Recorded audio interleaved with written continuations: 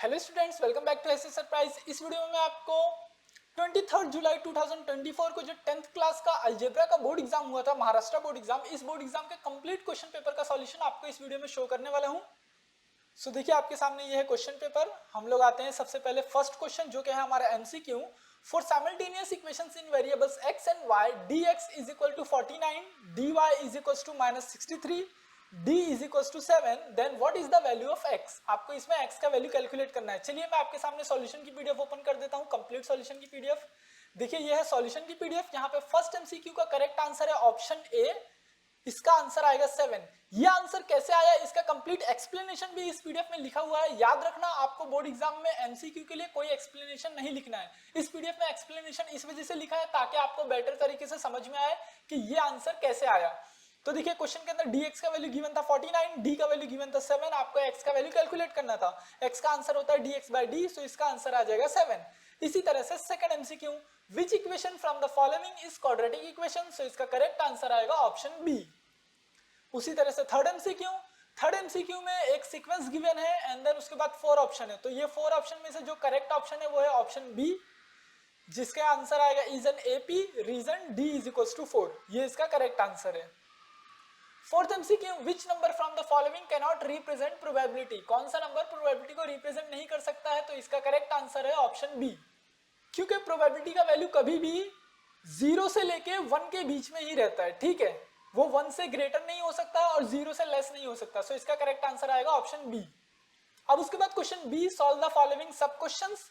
देखिए, आगे का सॉल्यूशन देखने से पहले आप ये स्क्रीन पर ये जो कंप्लीट सॉल्यूशन की पीडीएफ देख रहे हो, इस पीडीएफ की लिंक वीडियो के डिस्क्रिप्शन में प्रेजेंट है। आप लोग जैसे ही लिंक के ऊपर क्लिक करोगे, ये पीडीएफ वाईलर्न ऐप में ओपन होता है, जो कि महाराष्ट्र बोर्ड का फ्री लर्निंग ऐप है। इस ऐप में आपको प्रीवियस सारे बोर्ड एग्जाम्स के क्वेश्चंस पेपर्स, बोर्ड एग्जाम्स के क्वेश्चन पेपर का solution, chapter wise test, board exam time table, text book, board exam paper pattern, result, सारी चीजें इस एप्लीकेशन में आपको फ्री में मिल जाती है। तो आप लोग लिंक के ऊपर क्लिक करके इस पीडीएफ को, जो कंप्लीट सॉल्यूशन की पीडीएफ मैं आपको स्क्रीन पे दिखा रहा हूं, ये पीडीएफ आप लोग खुद से देख सकते हो। आगे बढ़ते हैं सॉल्यूशन में। यहाँ पर फर्स्ट क्वेश्चन है, find the value of the following determinant. ये जो डिटरमिनेंट गिवन है, आपको इसका वैल्यू कैलकुलेट करना था। तो देखिए, इसका आंसर आ जाएगा -1। उसके बाद सेकंड क्वेश्चन के अंदर आपको first term and common difference calculate करना था। तो फर्स्ट टर्म आएगा 5 एंड कॉमन डिफरेंस आएगा -4। उसके बाद थर्ड क्वेश्चन के अंदर आपको मार्केट वैल्यू कैलकुलेट करना था। इसका आंसर आएगा ₹165। उसके बाद फोर्थ क्वेश्चन, जिसके अंदर आपको सैंपल स्पेस लिखना था। तो देखिए, ये इसका आंसर है सैंपल स्पेस का। उसके बाद सेकंड क्वेश्चन का फर्स्ट एक्टिविटी है, आपको इसके अंदर क्या करना है, 4 एम्प्टी बॉक्सेस से इसे फिल करना था। तो देखिए, ये इसका कंप्लीट आंसर है। इसका एक्सप्लेनेशन भी यहाँ पे लिखा हुआ है, सो आप एक्सप्लेनेशन देख के भी समझ सकते हो।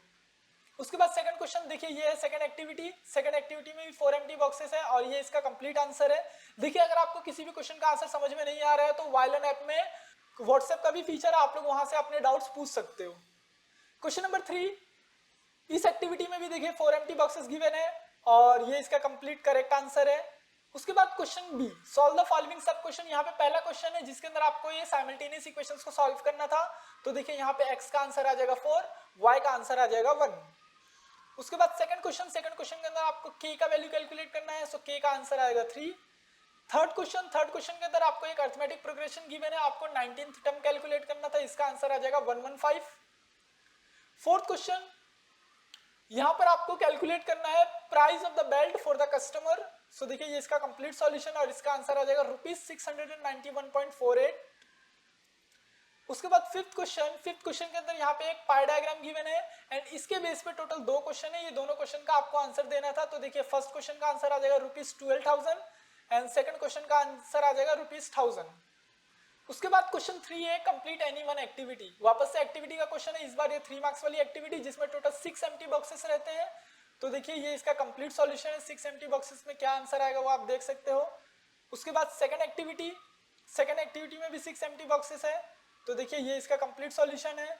अब उसके बाद question B, solve the following sub questions. यहाँ पे आपको ये जो साइमल्टेनियस इक्वेशन है, इसे क्रेमर्स रूल से आपको सॉल्व करना था। तो देखिए, ये इसका कंप्लीट सॉल्यूशन है। m का आंसर आ जाएगा 1, n का आंसर आ जाएगा 4। उसके बाद question number 2, solve the following quadratic equation by formula method. ये जो क्वाड्रेटिक इक्वेशन गिवन है, इसे आपको फार्मूला मेथड से सॉल्व करना था। तो देखिए, ये इसका कंप्लीट सॉल्यूशन है। ये इसका कंप्लीट सॉल्यूशन। सबसे पहले हम लोग ने इक्वेशन को सिंप्लीफाई कर दिया एंड देन उसके बाद फॉर्मूला मेथड लगा के इसको सॉल्व कर देंगे तो ये इसका फाइनल आंसर आ जाएगा। उसके बाद क्वेश्चन नंबर 3। क्वेश्चन नंबर 3 देखिए, प्रोबेबिलिटी चैप्टर का है। यहाँ पर आपको दो कंडीशन गिवन है, condition for event A and condition for event B. आपको ये दोनों, सबसे पहले दोनों का इवेंट लिखना है एंड देन इवेंट के बाद सैंपल पॉइंट्स भी लिखना है। तो सबसे पहले ये इसका सैंपल स्पेस के बाद इवेंट ए, और इवेंट ए का नंबर ऑफ सैंपल पॉइंट 7 है। उसके बाद इवेंट बी का नंबर ऑफ सैंपल पॉइंट 0 है। क्वेश्चन नंबर 4 में आपको फाइंड करना था mean of toll by assume mean method. तो देखिए ये आपको टेबल गिवन था क्वेश्चन के अंदर और ये इसका कंप्लीट सॉल्यूशन है। तो यहाँ पे जो मीन आएगा 521.43 रुपीज। क्वेश्चन नंबर 4, यहाँ पे फर्स्ट क्वेश्चन है, Manisha wants to distribute 540 bananas among some students. If 30 students were more, each would get 3 bananas less. Find the number of student. तो देखिए सबसे पहले नंबर ऑफ स्टूडेंट्स हम लोग x अज्यूम कर लेंगे, तो इट मींस अब हमें x का वैल्यू कैलकुलेट करना है। सो जो भी क्वेश्चन के अंदर कंडीशन गिवन है उसके बेस पर हम लोग इक्वेशंस बनाएंगे, तो हमें ये फाइनल एक क्वाड्रेटिक इक्वेशन बन के आएगी। इस क्वाड्रेटिक इक्वेशन को हम लोग सॉल्व करेंगे। जब इसे सॉल्व करेंगे तो x का वैल्यू आएगा -90 एंड x का वैल्यू आएगा 60। x क्या है? Number of student. Number of student कभी नेगेटिव हो ही नहीं सकता, तो इस वजह से x का वैल्यू जो 60 है ये करेक्ट आंसर है। So total number of students is 60। Question number 2, ये क्वेश्चन देखिए अर्थमेटिक प्रोग्रेशन के बेस पर है। यहाँ पर आपको कैलकुलेट करना था इंटरेस्ट अमाउंट आफ्टर 10 ईयर्स। तो क्वेश्चन के अंदर प्रिंसिपल अमाउंट गिवन है, क्वेश्चन के अंदर रेट गिवन है, सिंपल इंटरेस्ट का ये फॉर्मूला है। सिंपल इंटरेस्ट के फॉर्मूले से हम लोगों ने आफ्टर एवरी ईयर टोटल कितना इंटरेस्ट हुआ वो कैलकुलेट किया। सो हमारा यहाँ से एक अर्थमेटिक प्रोग्रेशन बन जाता है जिसका T1 200, T2 400, T3 600 है एंड सो ऑन। सो हमें क्या करना था, 10 ईयर्स के बाद कितना इंटरेस्ट आएगा ये कैलकुलेट करना था। सो हम यहाँ पे सिंपली Tn का फॉर्मूला यूज करेंगे। तो T10 का आंसर आएगा 2000। So interest amount after 10 years is ₹2000। उसके बाद question number 3, in one group of student 10% student got 0 to 20 marks, 20% student got 20 to 40 marks, 35% student got 40 to 60 marks, 20% students got 60 to 80 marks and remaining 30 students got 80 to 100 marks. Then सबसे पहले आपको prepare करना है एक group frequency distribution table, ये first question है। And then second है आपको इसका मोड कैलकुलेट करना है। तो सबसे पहले देखिए ग्रुप, ये इसका कंप्लीट सॉल्यूशन है। सबसे पहले ये हमारा टेबल है, group frequency distribution table. And then उसके बाद आपको क्या कैलकुलेट करना था, आपको मोड कैलकुलेट करना था। तो देखिए मोड का हम लोग फॉर्मूला लगाएंगे तो हमारा मोड का आंसर आ जाएगा 50। अब उसके बाद question number 5, solve the following sub questions. यहाँ पे पहला क्वेश्चन है draw the histogram of the following data. ये जो डेटा गिवन है इसका आपको हिस्टोग्राम ड्रॉ करना था। तो देखिए ये इसका कंप्लीट सॉल्यूशन, ये आप देख सकते हैं हिस्टोग्राम। एंड देन उसके बाद second question, using the information given in the following figure find the length and breadth of this rectangle in centimetre. देखिए एक रेक्टेंगल गिवन है, रेक्टेंगल के चारों डायमेंशंस इक्वेशन के फॉर्म में गिवन है। तो ये गिवन इंफॉर्मेशन को देखकर हमें इस रेक्टेंगल का लेंथ और ब्रेथ क्या है ये कैलकुलेट करना था। तो सबसे पहले देखिए अकॉर्डिंग टू रेक्टेंगल की जो प्रॉपर्टी रहती है उसके साइड्स, अपोजिट साइड्स इक्वल रहते हैं। तो 5m + n = 2m + 3n + 5, ये हमारा एक इक्वेशन बन जाएगा। इसको हम लोग सिंप्लीफाई करेंगे तो यहाँ से हमें एक इक्वेशन मिल जाएगा।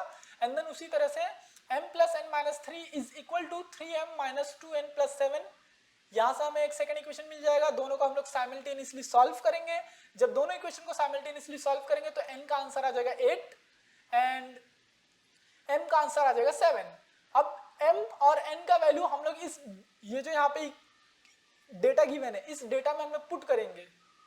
एग्जांपल के लिए अगर हमें लेंथ कैलकुलेट करना है, ठीक है, सो लेंथ क्या है, length of this rectangle is 5m + n, ठीक है।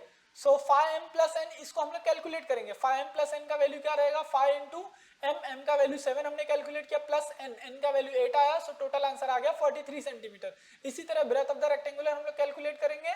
सो ब्रेथ ऑफ द रेक्टेंगल आ जाएगा 12 सेंटीमीटर।